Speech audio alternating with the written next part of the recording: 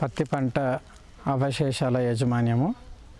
ఈ పత్తి పంట తీసుకున్న తర్వాత పత్తిని ఫస్ట్ తీత రెండో తీత తీసుకున్న తర్వాత ఈ పత్తి పంటను చేన్లలో ఈ పత్తి చెట్లను ఉంచకుండా భూమిలోనే కలియదున్నాలి.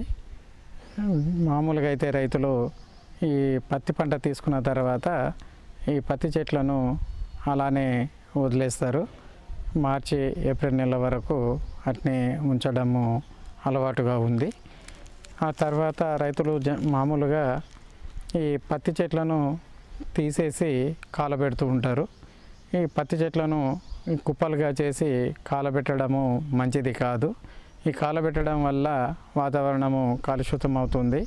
అదేవిధంగా కాల్చిన చోట భూమిలో ఉండే ఉపయోగకరమైన సూక్ష్మజీవులు చనిపోయే అవకాశాలు ఎక్కువగా ఉంటుంది. దాని ద్వారా భూమి కూడా అంత ఉపయోగకరంగా ఉండదు. కాబట్టి ఈ పత్తిని తీసిన తర్వాత ఈ పత్తి చెట్లను చేన్లలో అలానే వదిలేయకుండా భూమిలో షడర్తో కానీ కాటన్ షడర్తో కానీ లేదా రోటవేటర్తో కానీ ముక్కలుగా చేసి భూమిలో కలియదున్నాలి. ఈ భూమిలో కలియదున్నడం వల్ల భూసారం అనేది పెరుగుతూ ఉంటుంది.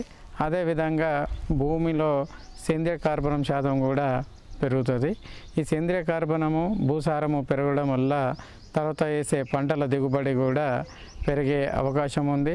అదేవిధంగా వర్షాధారంగా సాగు చేస్తున్నప్పుడు ఈ భూమిలో ఈ వర్షాలు పడ్డప్పుడు ఈ నీటి తేమను ఎక్కువగా నిలబడే అవకాశం ఎక్కువగా ఉంటుంది.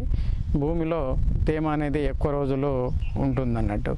అయితే ఒక ఎకరానికి వచ్చేసి 10 నుంచి 12 క్వింటాల పత్తి కర్ర అనేది ఉంటుంది.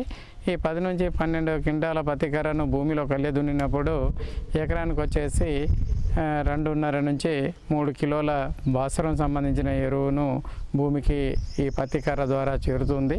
అదేవిధంగా పొటాషియం చూసినట్లయితే 15 నుంచి 20 కిలోల పొటాషియము భూమికి చేరుతుంది.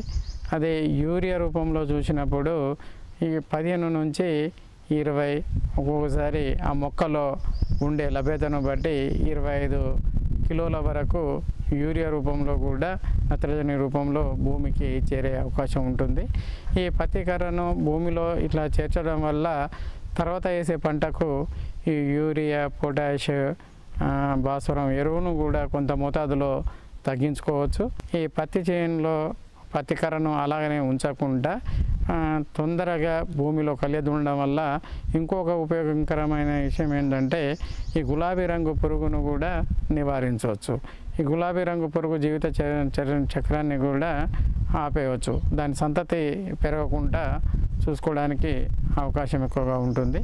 ఈ భూమిలో రోటవేటర్తో కానీ ఈ షెల్టర్లతో దున్నినప్పుడు కూడా భూమి పై పొరలో ఉండే లార్వలు కూడా చనిపోయే అవకాశం ఎక్కువగా ఉంటుంది. కాబట్టి పత్తి కర్రను అలాగనే ఉంచకుండా షెల్టర్తో కానీ లేదా రోటవేటర్తో కానీ భూమిలో కలియదున్నడం మంచిది.